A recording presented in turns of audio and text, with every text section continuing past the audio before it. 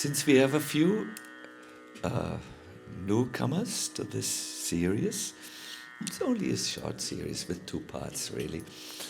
And since many of us are extremely forgetful, let me summarize the last presentation so that we can easily go into the next amazing part. So we are trying to enter a little deeper into what is called Guru-Tattva, no? As we heard from one of our ancient scriptures, it will remain inconceivable. In other words, it's a lifelong task to find out what transpires here. Because there is much more than the human dimension going on if we connect properly if we enter the boat, so to say. Many of us are still on the beach and have not yet entered the relationship. We are hesitant. Some have left the boat also. But if we want to enter that boat, we will find out many, many things as we progress in our journey. I was talking in the disciple meeting, that was yesterday, I know for sure, about what is really required to enter this relationship. And I got a feedback that devotees found this very helpful to be reminded of, that this is what we have to do. I think our movement will remain small because there are not many people in this age who are interested in that level of spirituality. Well, feel-good spirituality is rising, definitely, but this is more than feel-good than spirituality. It's really entering the ocean of nectar. Wow, that's more than just some good feelings. It's ecstasy, pure. So good. Those of you who have been in that disciple meeting, and those of you who have just come, I encourage you both to listen again to it, because I can imagine you have forgotten a lot about this. I know you because I'm one of you, so that's why I have always notes. Good. Coming now to this presentation.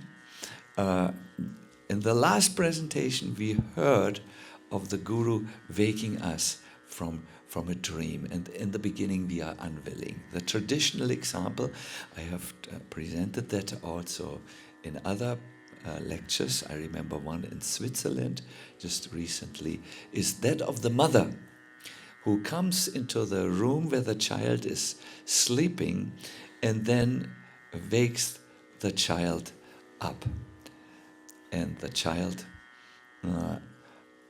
knows it has to say goodbye of sleep and of dreams. So it's unwilling, but the mother persists. I spoke with some of you, and you told me what your mother did to you, including sprinkling water on you or putting a frog on your nose. That was a very creative mother. From North Germany, of course, where else? And yes, and then waking the child up and sending it to Gurukul. We were then hearing about the life of Chitraketu Maharaj. He was a king who ruled the world, and as I didn't mention this yesterday to you, but he was a great devotee. He was not a materialist. He was someone whom you aspire to become. But he was overwhelmed the desire, a desire which occupied his mind so much. You remember what that desire was? Yes, the desire to have a son. I know a devotee couple who was a very high-class devotees, but it was so present, this desire. Desires can be overwhelming, you know yourself. So, yes, he was blessed with a son, but it was because he was not meant to get a son. The son caused him great pain when he was poisoned by the co-wives of that Krita duty, the wife who bore him the child. No? And we had drawn an analogy to this, that sometimes when we are in our dreams, we need to be awakened from the dream. And Krishna does this often. One of his ways is that all of a sudden,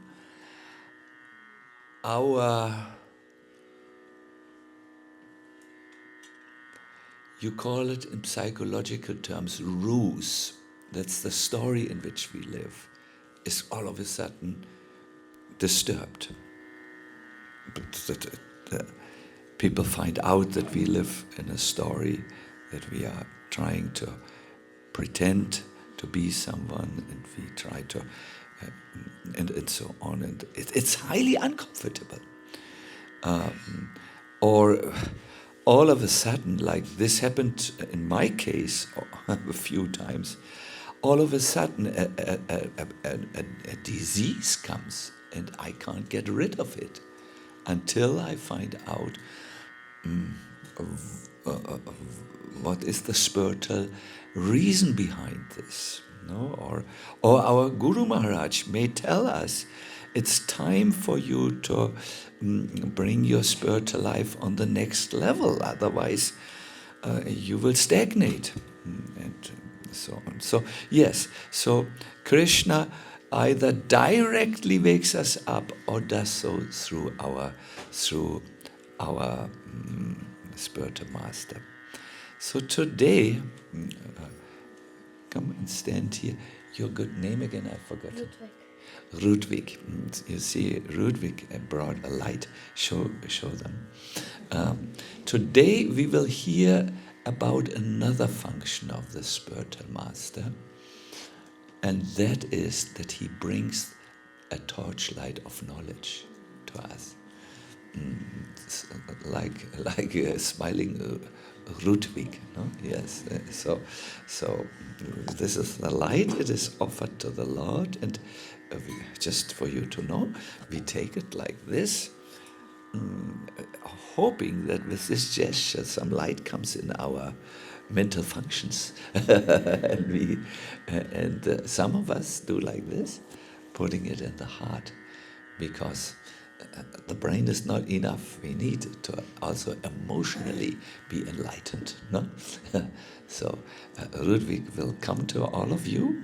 Please take your light. Thank you, Ludwig. Thank you.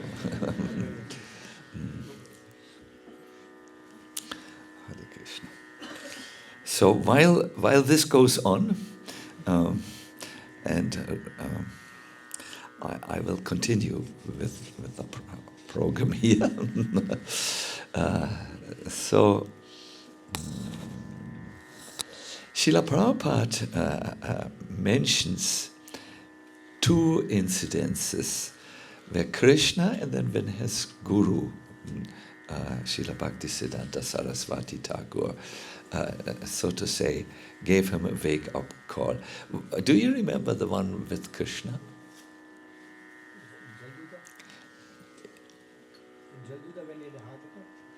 That is certainly, yes, wonderful. And from the lecture? The factory burned down, yes. Tea or me, yes. And his guru came to him in dreams and told him to take sannyas. That means to leave Calcutta the town of his birth, where he was, or was he already in Prayag? Leave everything behind. And Srila Prabhupada very openly, the more open you can be in spiritual life, the better for you. He said, I was horrified. I was trembling. Okay, so this is the situation of now Chitraketu Maharaj. He lies in the room of his son. The son is dead. He is dead. Chitraketu saw this and he fainted and fell with his head on the feet of his son. And this was his position when Narada and Angira Rishi arrived at his palace. Angira Rishi had come alone the first time, but now he felt perhaps something has changed and he needed more Feuerkraft, more fire force, and brought Narada Muni and so on.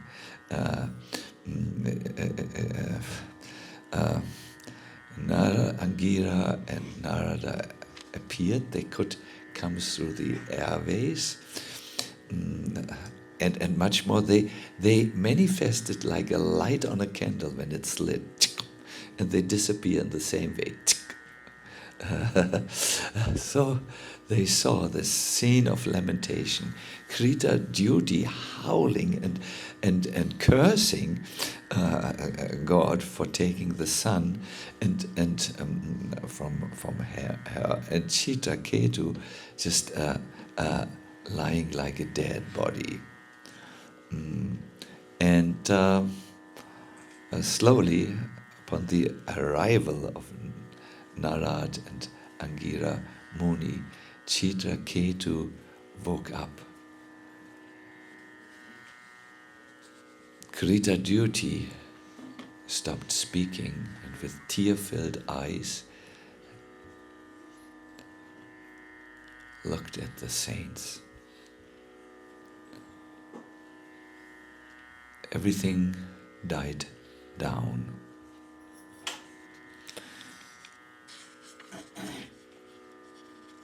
And into the silence, Chitraketu with great inner tremor says, Tasmad yuvam gramya pasho. Tasmad yuvam gramya pasho. Mama muda dvija prabhu. Mama muda dvija prabhu. Andhe tamasi magnasya. Andhe tamasi magnasya. Jnanadipa udiryatam. Jnanadipa udiryatam. He's crying. The emperor of the world, who was a great devotee, is crying. He just went through a tragedy. Let's chant this one more time. Let's chant it a little higher. Tasmat yuvam gramya pashor. Tasmat yuvam gramya pashor. Mama muda dvija prabhu. Mama muda dvija prabhu. Ande tamasi magyasya. Ande tamasi magyasya. Jnanadipa udiryatam.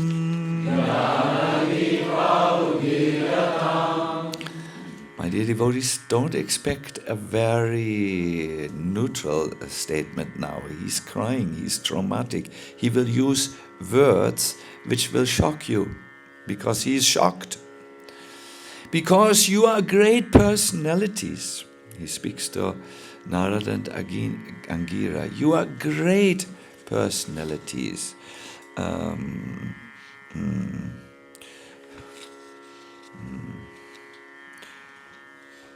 You can give me real knowledge.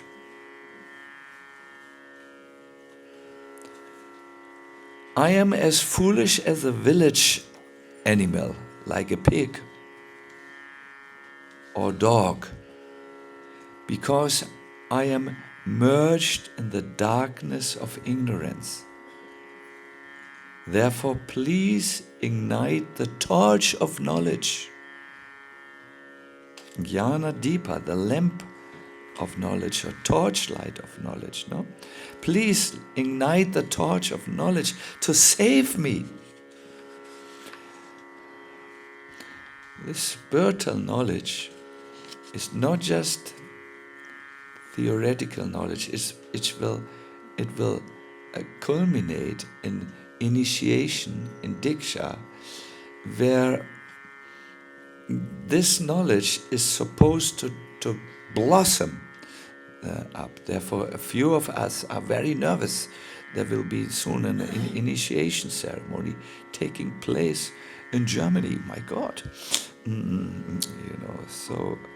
So a city animal has a nice life. In Berlin, you can see people having a nice fatty pig, and they walk over the zebra, with the pig. Yes, I've seen many times.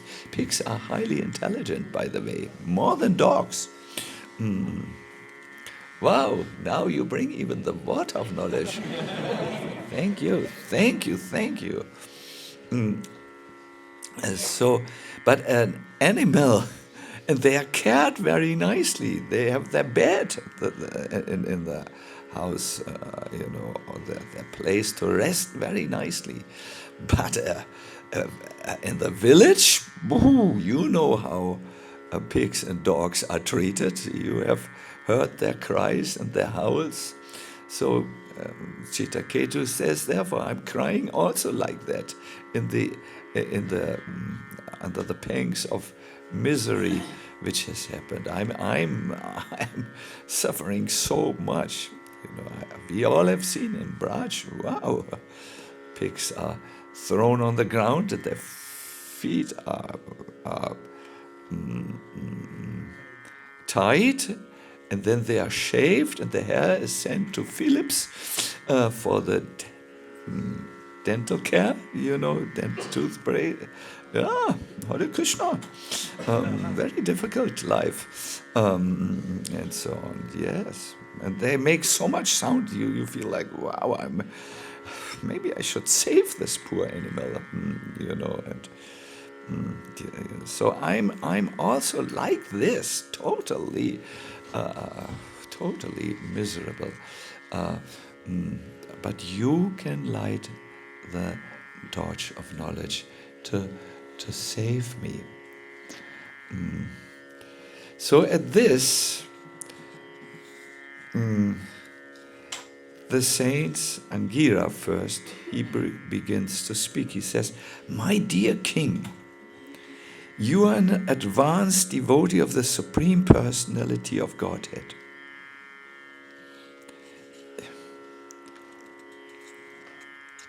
To be absorbed in lamentation like this needs to be changed.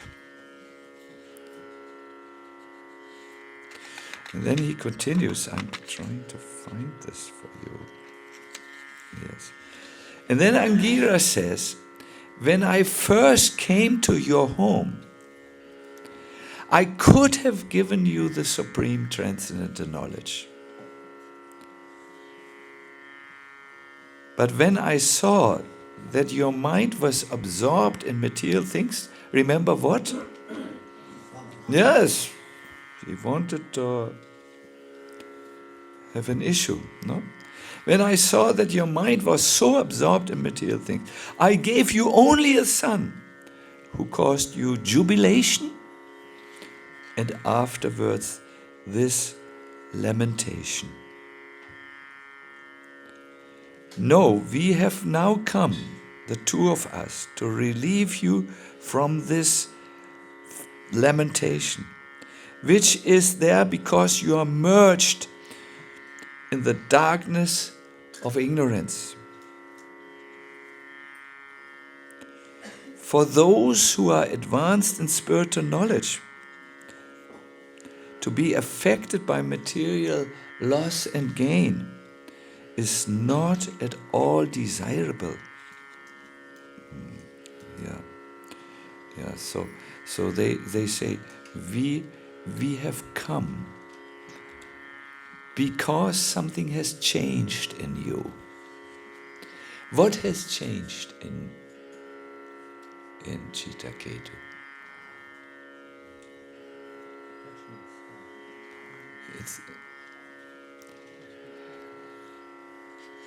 Someone has said something, but we still look for something else. Say. What has changed? Let me ask you a question. Was he ready to listen to spiritual knowledge on the first meeting?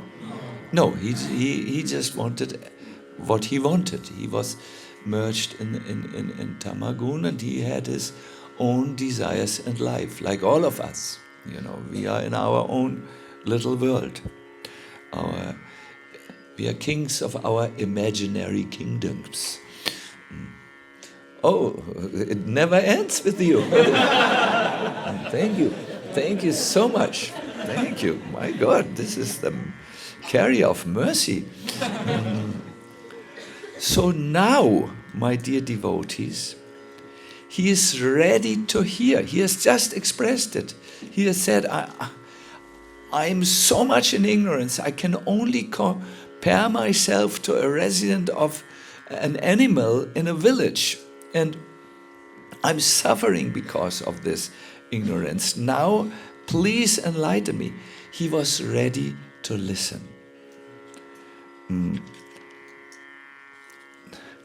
My dear devotees, spiritual knowledge can only help you when your heart is a fertile ground in which the seed of knowledge can be sown. You can have the Rasika Mahabhagavat Vaishnav. You can have a person as your guru who tells you, I am an incarnation of God. Maybe he is. You can have everything in the life. If your heart stays like Chitraketu in the very beginning of this, it will not grow there. Nothing will grow there. In the first canto, 5th chapter, it is Narada Muni's qualities as a disciple are described, and they are 6 in numbers. First of all, he had affection to these Bhaktivedantas, these great souls who became his guru. He had affection, he liked them.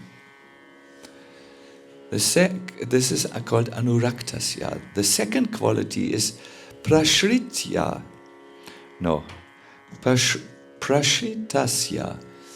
He was obedient to them. He followed what they said. The words came and they went into his heart and they were translated into an action, into an attempt to do this. Hata enashaha was the next quality. He was free from sinful life. That's why we are careful with certain things in our life. We are careful of taking drugs or having unlimited sexual relationships, where we just exploit others, Shradadhanasya, he had faith. My dear devotees, without faith, you cannot become healthy. Faith in a healing path. Without faith, you cannot become spiritually enlightened. That is faith in a spiritual path. It does not work for you. Dantasya, he was self-controlled. And Anucharasya, he was strictly following the instructions. At least he was trying. Prabhupada summarizes this. This is a lot to remember. I also can't remember all this. So a devotee must faithfully serve the pure devotee, his guru. He should be very much obedient. Prabhupada says on one purport, he should say, yes, sir. He should be very much obedient and strictly follow their instructions. These are the signs of a devotee who's determined to achieve success, even in the existing duration of his life. If this is still a lot to remember, just take one word.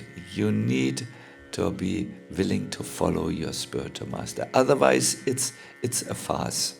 It is show bottle. It will not work for you. So become a fertile disciple, in other words, not a barren disciple.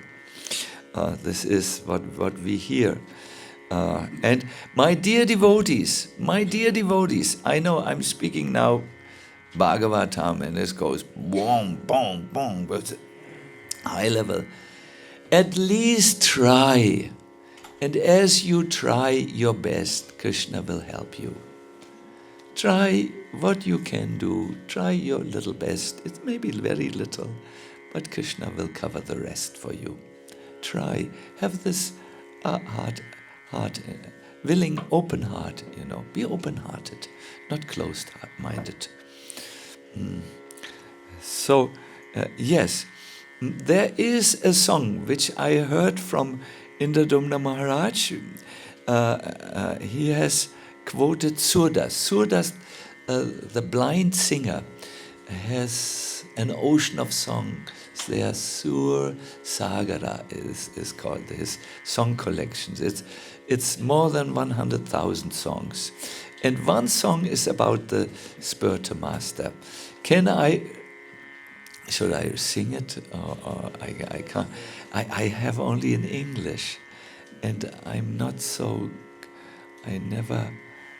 it's long back that I sang in English. So I also was not singing good, a little. So here's it. I can have my orchestra here. Then at least something. It's on D. No? I offer my obeisances to my spiritual master, who gave me beautiful Kandimala. He gave me an effulgent tilak, the beautiful form of a devotee, and who offered me his shelter. In one of his hands, he's holding my hand. And with his other hand, he's holding the lamp of knowledge, which helps me to cross over the dark ocean of the material world.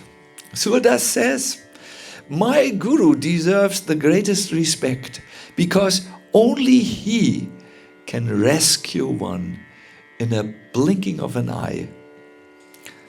I bow down to him again and again and again. 3 times. Wonderful. So, my dear devotees, Chitraketu is ready. He has said, please save me. Please bring this ignorance away from me, which is just so big.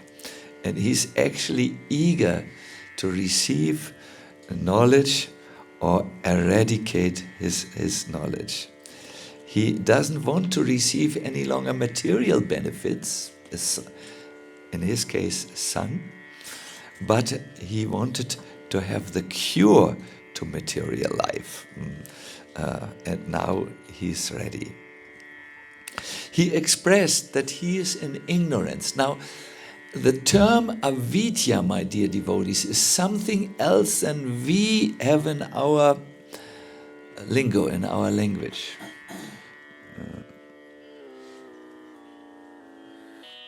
Oops. The term ignorance is something totally different. Ignorance for us means to not know something. Like, sorry, I'm in ignorance when it comes to cooking. I don't have any recipes, really. Or it is I don't know what's going on in your mind, but something must be going on. You know, it's this type of ignorance. The avidya, of which the Vedic scriptures talk not about some partial not knowing, some partial not knowing. You know, I may know this, that, but this escapes my knowledge. When they say avidya, they mean the covering of the material energy, which brings about of my false ego and my attachment and ultimately my fear of death. Avidya means to not know the soul, in other words. It means to take or regard something which is temporary as eternal. For instance, like all of us, we have heard we are not our body, but we are making arrangements for our physical existence because we think we live like this for you know, we rarely think of death. Only when you become, when you fall from mountains or so on. Avidya means to regard an impure object as pure. This speaks to sexual attraction. The other body has 9 gates, and through all these gates, something comes out, you know. Let's not go into the detail, please. But we are very attracted to this, an impure thing to take as pure. To think misery is happiness, that is avidya, material life. Oh yes, I have a holiday here from Thailand, look at the sun and the ocean, and so on. And to think what is not the self, to think that is the self, that's me, you know.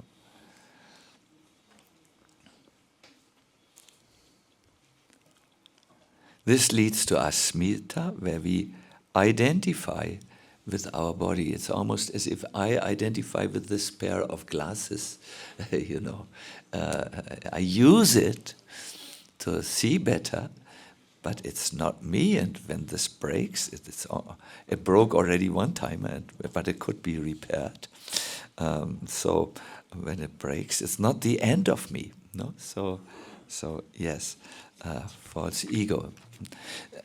My dear devotees, can you see that avidya is a problem? Yes. Can you see that it's a problem for you also? Yes. It's very important. Also, you know, you need to see if you can relate. So when Krita Duty was overwhelmed with this attachment to the sun, she turned against the Lord. When Chitraketu was overwhelmed, he just fainted and lost it. I think most of us are like Chitraketu, isn't it? When we are overwhelmed, we just lose it for some time and we are anxious. So when Angira Muni had come first, he said, I could have given you the supreme transcendental knowledge, but when I saw that your mind was absorbed in material things, I gave you only what you wanted. No. So here he says, I could have given you supreme transcendental knowledge. The question is, first of all, what is that supreme transcendental knowledge? And will they give it to Chitraketu now? And what will it do with Chitraketu? And yes, there is, they are willing to enlighten the soul. And I will read this verse to you. And then in the end of this lecture, we will actually make a meditation with a room full of oxygen, and then meditate about these things, and perhaps you will all go enlightened, you know. So he says now he speaks transcendental knowledge, and Chitraketu is there with his fertile heart. Tasmat svastena manasa visrimya gatematmana. Do we have enough oxygen in the room? No, because it's transcendental knowledge. Bhakti Ratna, and you must hear it now. It is very important for you, especially for you, no? So hear as if your life is dependent. It might make a total change in your life. I've just singled out Bhakti Ratna because he's always kind to me. But they speak very nicely. They speak very Vimsrija, please consider, please think. They're very careful still. After all, he's the emperor and he has just gone through a trauma. Now just think about this. O King Chitraketu, carefully consider the position of the Atma. In other words, try to understand who you are. Are you your body? Are you your mind? Or are you your soul? Are you the soul, I should say? Consider for a moment where you have come from and where you are going after giving up this body. And also think, why are you so much lamenting and crying? What's the cause of this? Try to understand your real position in this way. And then you will be able to give up your unnecessary attachment. You will also be able to give up the belief that this material world or anything not directly in touch with the service to Krishna is eternal. Thus you will obtain peace. I heard of one spiritual master in the past who, once his disciple, who was known to often suffer because of an overactive mind, he said to him, look at the altar. This is the only reality that counts. And if you can't believe it, pray for an insight that you can see it. That is all. That will heal you. So here he says, where have you come from? Where are you going? Are you the body, the mind? Are you this constant? Here comes a new word for you. I will use it in the new book. Thought traffic. Zoom, zoom, zoom. Are you this? Are you any of that? Try to understand. And then try to make up your mind for the service of Krishna. So Chitraketu heard this. There was much more, but this is really the essence. And then Narada Muni saw he had accepted it. It was not theory. At least in the end, Narada Muni did something which only Narada Muni can do. He called the soul of the dead son back. And the soul said, I'm here, I've just gone. I will go again. And I feel I am like a piece of gold which constantly, on the market is changing proprietors. So now I was with you Father Ji and Mother Ji, and now I'm going somewhere else, it's unavoidable. They heard the son speak like this, and then the son lay down and said, "That's it," and left. That was nachdrücklich. That was made an impression like anything. So Chitraketu, first, he heard spiritual knowledge, then he accepted it, and then he was ready for Diksha. Narada Muni said, "My dear king, now attentively receive from me a mantra, which is most auspicious." This is called initiation, no? He gave the mantra to the saint, Chitraketu. And he said, after only 7 nights, when you chant this mantra properly, you will see the Lord face to face. Wow.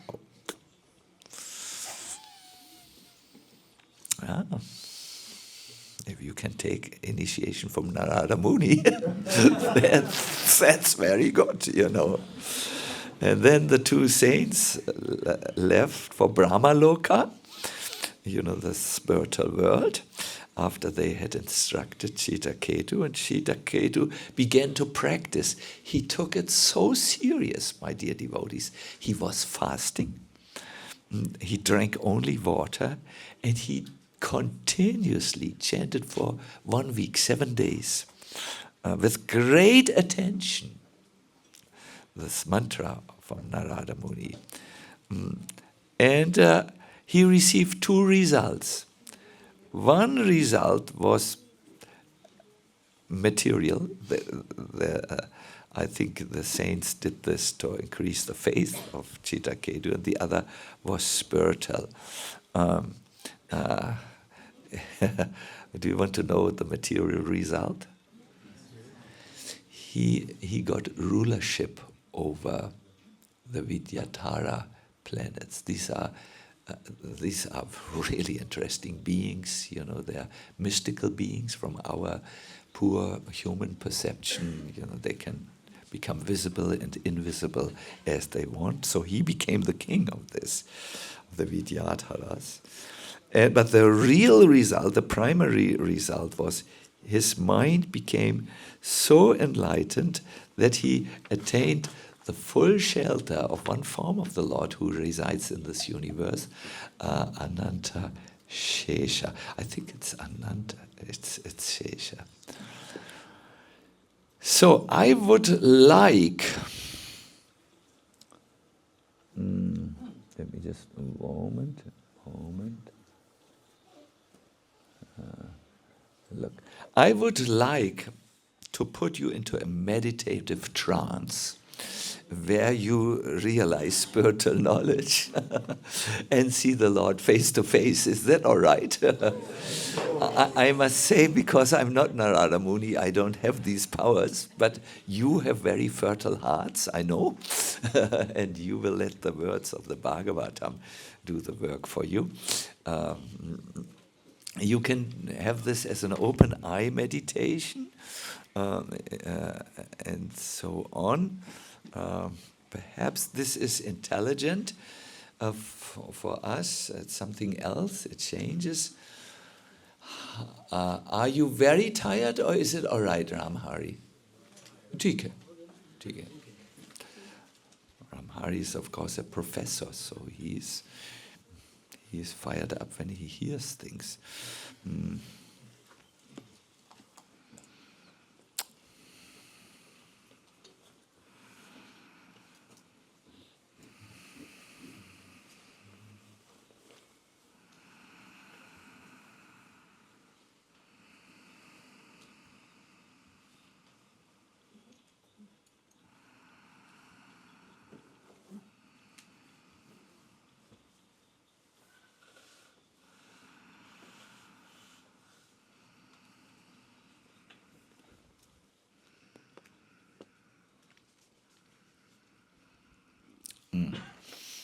Yes, we will do it like this. I will read to you first a spiritual text,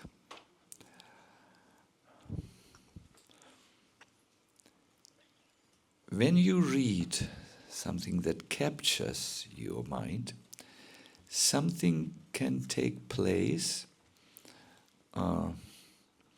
that is that subject that you read. It comes into your mind and you are engaging with this. I would like to give you an example which will make you smile and laugh. When I was a child, I was interested to read Superman comics. I mean, I read so much, but also comics. And my father did not like it. He forbade it. He thought it comes from, it's not good for you. Somehow, let me not explain his educational reasons here. But our neighbor who lived under us, Jörg, was it Jörg or Lawrence? No, Jörg. He had such a pile of Superman things. And I would, of course, I would lower down a plastic bag through my window. Then he would put 5 Superman things in it. Then I would pull it up. Then I would go under my bed and had a torchlight there, and there I read with torchlight. I needed to pretend I was sleeping, so because my father might come and check on me, but he couldn't find out. It was a good torchlight for night under. You couldn't. It was suitable for my purpose, and I read. And I do remember, as I read, what was it? There was some metal, some crypto, something. What? Cryptocurrency or what? Sorry, what? Something. Yeah. Cryptolite. Why not light? Something was there. And he was allergic to it. No? He had a big problem with this. I remember a little. But he could be gotten, he could be stopped with this thing, That I remember. But otherwise, he was in top form, and he would fly and save the fallen, miserable souls from, and so on. And I remember I was reading it so interestingly, so interesting, that in my mind and imagination, this took form. And I began to give advices to Superman. Superman, these gangsters might have the cryptolite, which can stop you, and that so that you're not in top form for your savior. I remember something of the literature took over in my child fantasy, and I was engaging with the character. This is the idea of Vaishnavas reading in literature that is filled with rasa, with taste, that describes the confidential relationships between the associates of Radha and Krishna and Radha and Krishna. And as they engage in this, they begin to engage with these personas. And as they are more interested, they receive knowledge of an own spiritual persona through which they enter the world of Govinda Lilamrita. That's why let us keep this a little to the side because it's very advanced reading. Krishna Bhavanamrita, for instance, and they will begin to act with the difference that the spiritual reality takes over, not a cartoon figure takes over, which is imaginative, and they are then engaging in a spiritual world, first as a meditation, but as the meditation becomes firmer and firmer and firmer, they begin to interact with what is first there only as a bhava. They're a wonderful process. It is there, and as you advance, you might feel attraction to these subjects slowly growing and qualify for these things. No, it might come. It should not be done prematurely, because it will only be an imagination for you, and you might make mistakes in this realm and be a disturbance actually, but it is, yes. So here, I will read to you now a text, and I request you, we are not yet meditating, we are just reading and hearing, but I request you to let this, to see if you can, if this can take shape in you.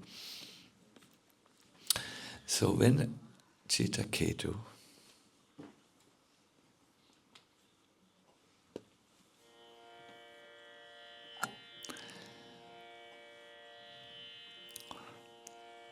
had chanted his mantra,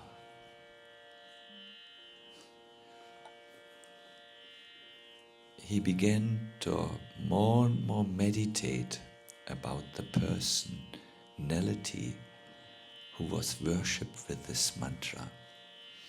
It was one of the many forms of the Lord called Sankarshan. And as he entered into this flow of the mantra, it became like an uninterrupted stream of nectar. He had darshan of the personality. The Lord was white, just like the white fibers of a lotus, the inner core of a lotus flower. He was dressed in bluish garments, just like Nityananda is white and has a blue dhoti. Lord Sankarshan, who's the form of Balaram, was also white and had a blue dhoti. The Lord had a glittering helmet. He had decorations on the arms. He had a belt and bangles, just like Lord Nityananda has also armlets. And he has ankle bells that when he dances they make sound. No? His face was smiling.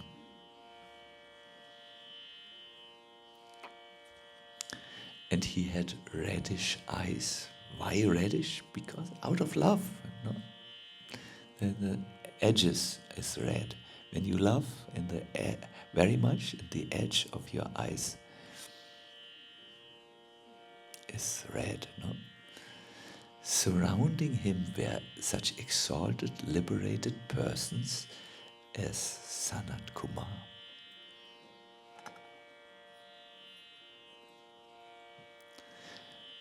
Chitraketu, with a completely spotless mind, was pure, approached the Lord silently. He didn't utter a word.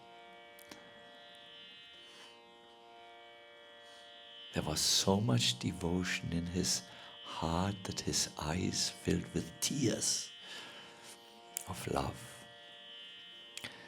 And the hairs were standing on end. And he offered respects to the original Lord. I request you now to sit in a comfortable sitting position. It shouldn't be too comfortable, but quite comfortable.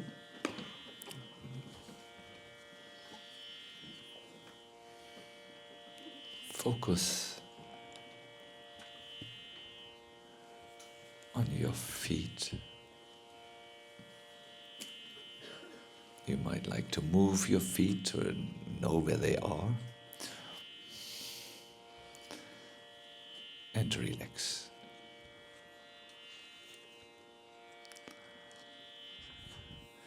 Focus your legs and your sitting bones, where you sit on the ground, and relax. The lower back and the upper back, and relax. Your belly and your chest, relax. Shoulders and arms, hands. Now relax.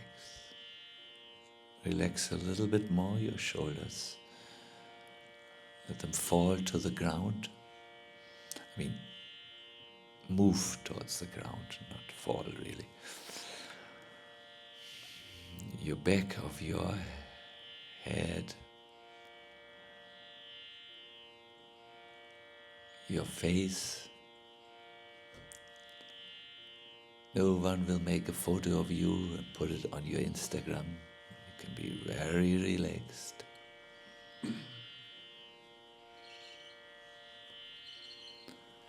And now the most difficult, relax your mind. How to do that? Just focus your mind on one thing, not the thousand of things. Your in and outgoing breath.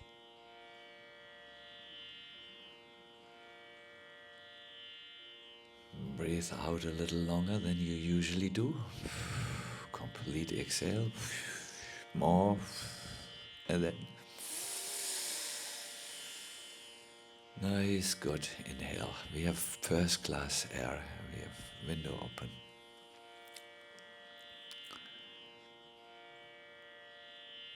And relax. Also your breathing. Just breathe normally, while remaining fixed on your in and outgoing breath. When your mind starts its usual or unusual thought traffic, just bring it back. An ingoing breath, and when it's time, the next outgoing breath.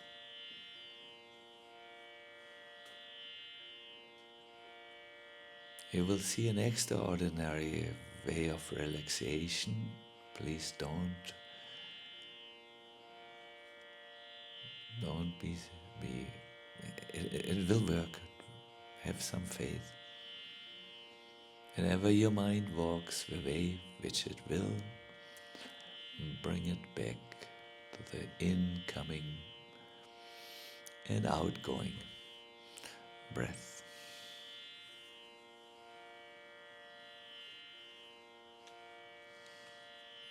It's now only you and your breath.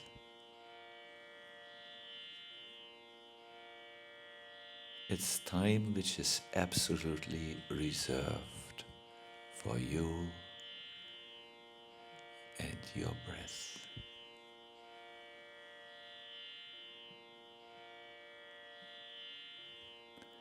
Slowly let everything that is not you fall away from you.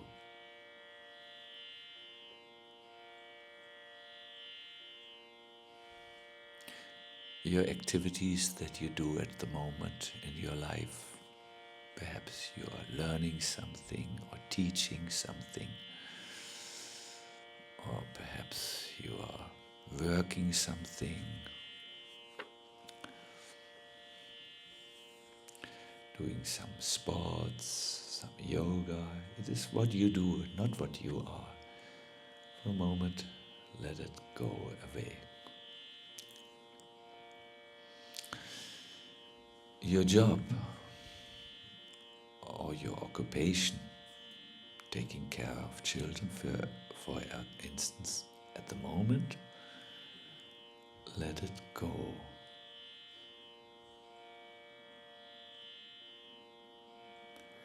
the way the world knows you. An intelligent person or a simple person. Let that go. It's gone.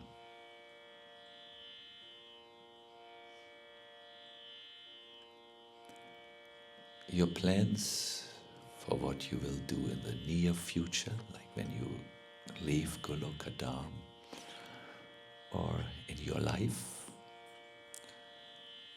for now, let it go.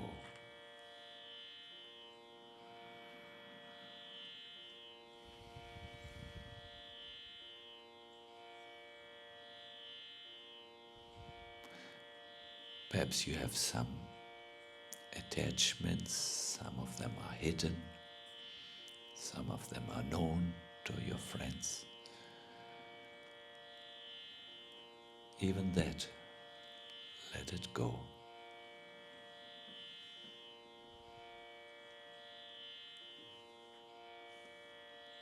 Who are you when everything that is not you is no longer there?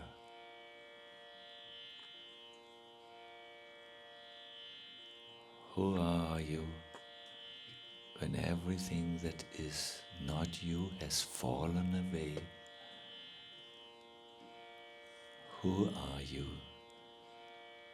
in your essence, the Atma, the self, the soul,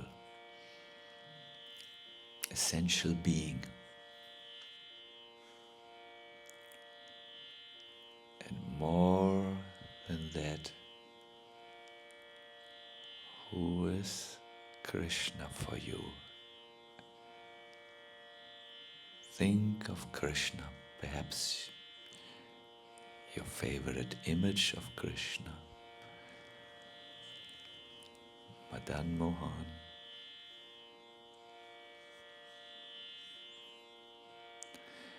And from this place,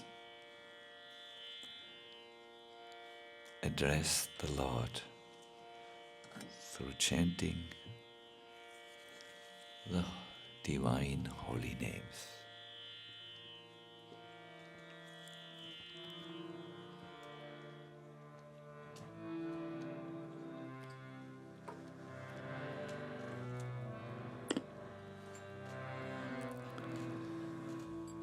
Hare Krishna, Hare Krishna, Krishna Krishna, Hare Hare, Hare Rama,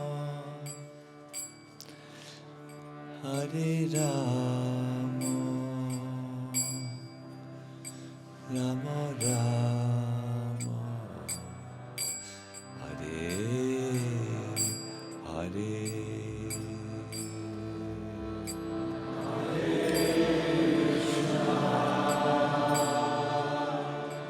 Hare Krishna, Krishna Krishna, Hare Hare,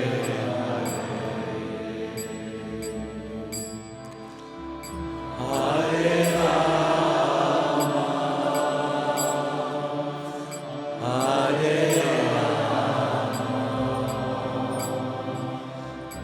Rama, Hare Rama, as we continue to sing, we will sing in a different way.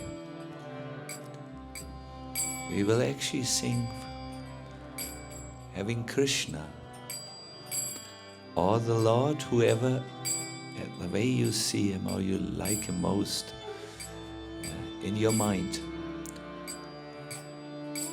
you are before that Lord,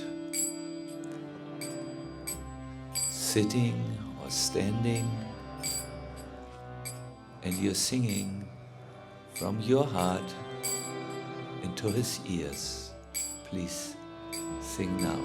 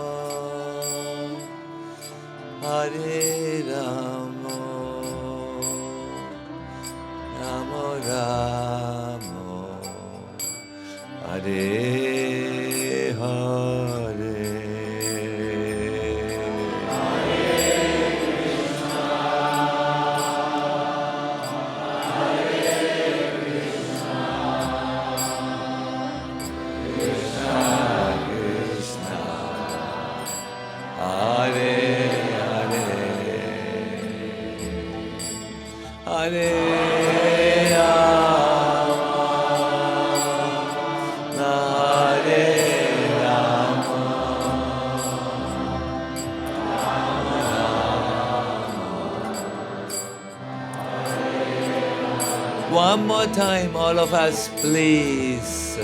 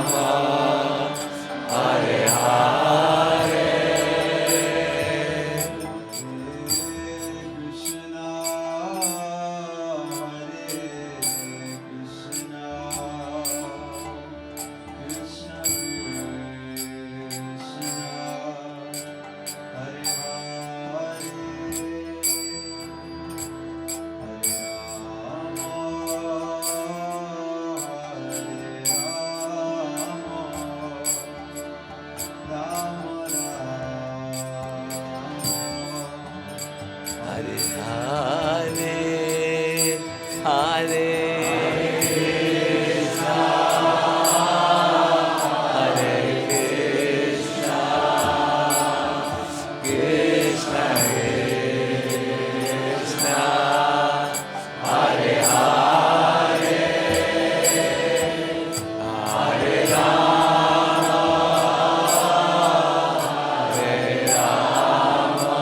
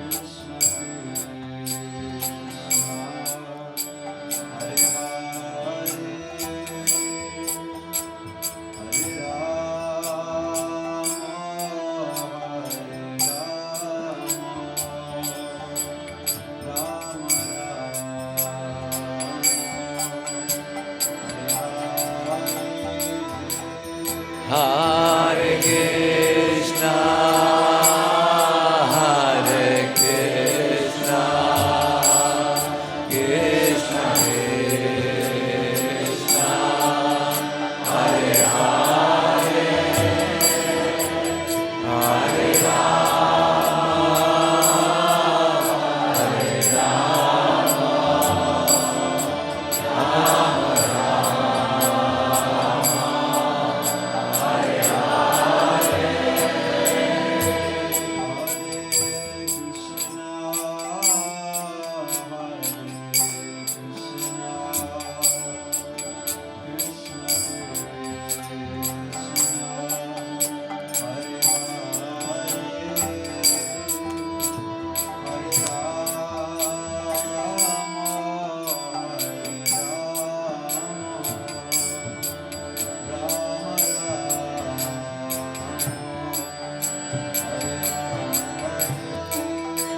Rama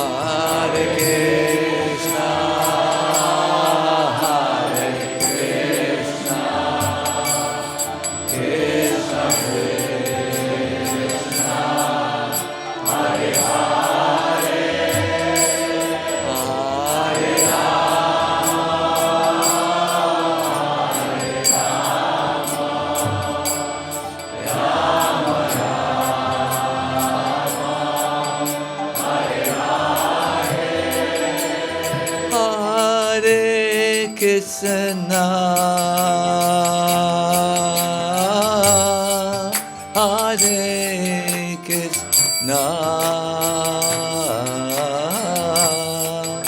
Krishna Krishna, Hare Hare, Hare Rama, Hare Rama, Rama Rama,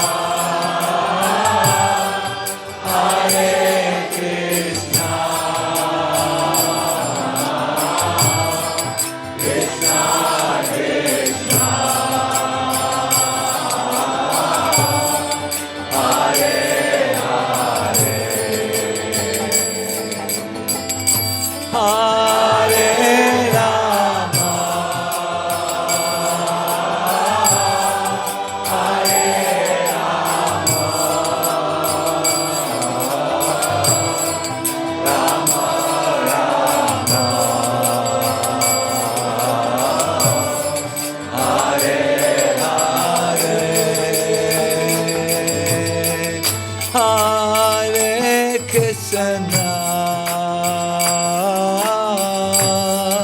Hare Krishna, Krishna Krishna, Hare Hare, Hare Rama, Hare Rama,